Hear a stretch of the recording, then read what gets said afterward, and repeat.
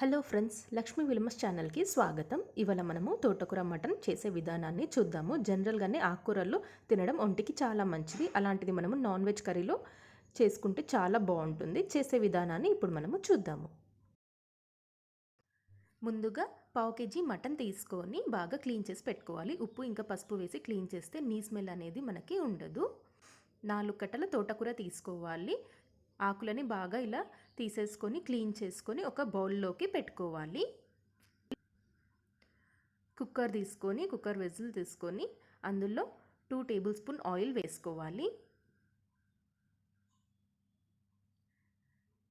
2 onions చిన్నగా కోసి వేసుకోవాలి. కొంచెం ఉప్పు వేసుకోవాలి. ఇక్కడ ఉప్పు ఎందుకు వాడుతున్నాము అంటే మనకి ఆనియన్స్ అనేవి తొందరగా ఫ్రై అవుతాయి. గోల్డెన్ కలర్ వచ్చేంత వరకు మనము ఆయిల్లో ఆనియన్స్ని ఫ్రై చేసుకోవాలి. ఇలా గోల్డెన్ కలర్ వచ్చాక మనము అల్లం వెల్లిగడ్డ పేస్ట్ వేసుకోవాలి. 1 టేబుల్ స్పూన్ అల్లం వెల్లిగడ్డ పేస్ట్ అయితే మనకి బాగుంటుంది. 1 టేబుల్ స్పూన్ పసుపు వేసి అంతా కలిసేలాగా కలపాలి. ఆనియన్స్ ఇంకా అల్లం వెల్లిగడ్డ పేస్ట్ పసుపు ఆయిల్లో బాగా ఫ్రై అవ్వాలి. ఇందులో ఇప్పుడు కడిగి పెట్టుకున్న మటన్ వేసుకోవాలి. అంతా వేసి బాగా కలిసేలాగా కలుపుకోవాలి. మటన్కి మనము ఇందాక వేసిన అన్ని ఇంగ్రీడియంట్స్ బాగా తగలాలి. బాగా కలుపుకొని కొంచెం సేపు మనము లో ఫ్లేమ్లోనే కుక్ చేసుకోవాలి.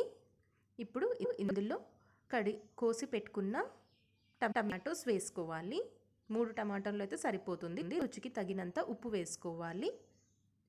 2 కారం వేసుకోవాలి. అంతా కలిసేలాగా బాగా కలపాలి.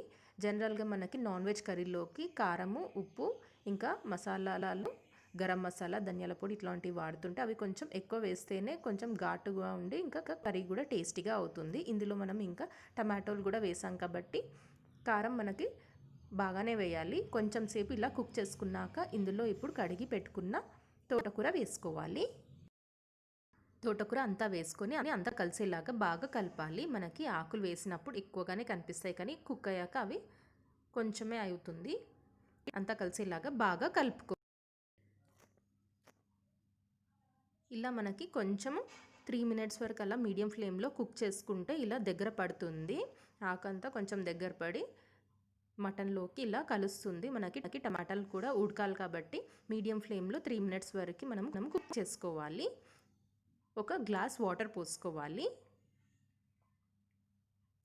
ఇప్పుడు మూత పెట్టి 3 విజిల్స్ వచ్చేంత వరకు మీడియం ఫ్లేమ్లో పెట్టి మనము కుక్ చేసుకోవాలి. 3 విజిల్స్ అయ్యాక మనము మూత తీసి చూసుకుంటే మనకి తోటకూర మటన్ రెడీ అవుతుంది. ఈ విధంగా బాగా ఉడుకుతుంది. మటన్ ఉడకాలి కాబట్టి అట్లీస్ట్ మనం ఒక 3 విజిల్స్ వరకు అయినా పెట్టుకోవాలి. చూసారు కదా, బాగా కుక్ అయింది. అంతా కలిసేలాగా ఒకసారి కలుపుకొని సర్వ్ చేసుకుంటే సరిపోతుంది. ఎంత సింపుల్గా అయిపోయిందో చూసారు కదండి కుక్కర్లో తోటకూర మటన్. మీరు కూడా ఈ విధంగా ట్రై చేసి చూడండి. తోటకూర మటన్ చాలా టేస్టీగా ఉంటుంది.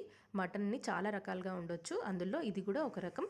ఇది చపాతీల్లోకి, వైట్ రైస్లోకి చాలా బాగుంటుంది. మీరు కూడా ట్రై చేసి చూడండి. తెలంగాణ అండ్ ఆంధ్రాలో బగారా రైస్లోకి రెగ్యులర్గా ఇలా చేసుకుంటారు. మీరు కూడా ఈ వీడియో చూసి ట్రై చేసి ఎలా ఉందో నాకు కమెంట్ సెక్షన్. వీడియో నచ్చితే లైక్ చేసి కమెంట్ చేసి షేర్ చేయండి. మరిన్ని ఇంట్రెస్టింగ్ రెసిపీస్ కోసం నా ఛానల్ని సబ్స్క్రైబ్ చేసుకోండి. Thank you for watching this video.